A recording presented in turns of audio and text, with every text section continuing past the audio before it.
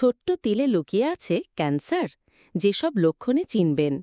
আমাদের সবার শরীরেই কম বেশি তিল থাকে।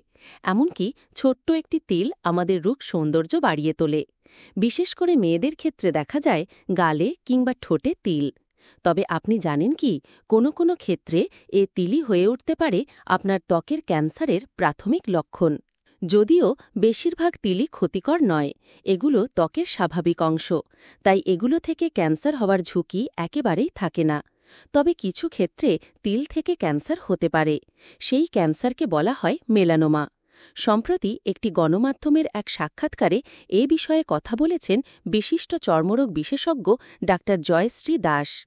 তিনি বলেন, আমাদের ত্বকে মেলানোমা হওয়ার প্রবণতা তুলনামূলকভাবে কম। ইউরোপীয় বা শ্বেতাঙ্গদের ক্ষেত্রে এর ঝুঁকি বেশি থাকে, কারণ তাদের ত্বকে মেলানিন কম থাকে। তবে এর মানে এই নয় যে আমাদের ত্বকে মেলানোমার ঝুঁকি একদমই নেই। আছে, তবে ঝুঁকি কম।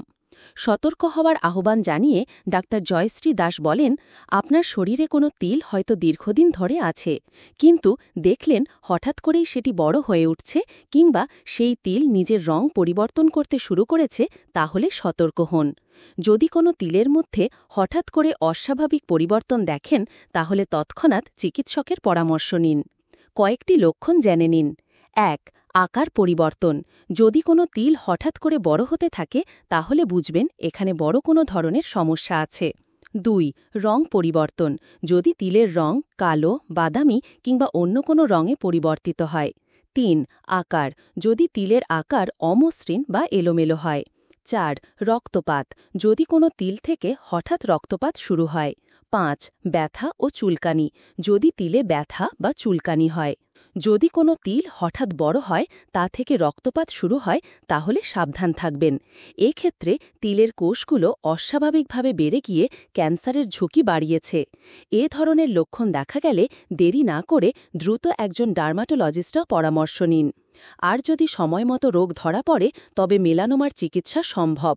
তাই শরীরের কোনো তিলে যদি ওপরের লক্ষণগুলো দেখতে পান, তাহলে দ্রুত চিকিৎসকের সঙ্গে কথা বলে এ সমস্যা দূর করুন। গ্রন্থনা অধ্যক্ষ মহসিন আলী আঙুর, সম্পাদক ও প্রকাশক মুজিবনগর খবর.com, মেহেরপুর।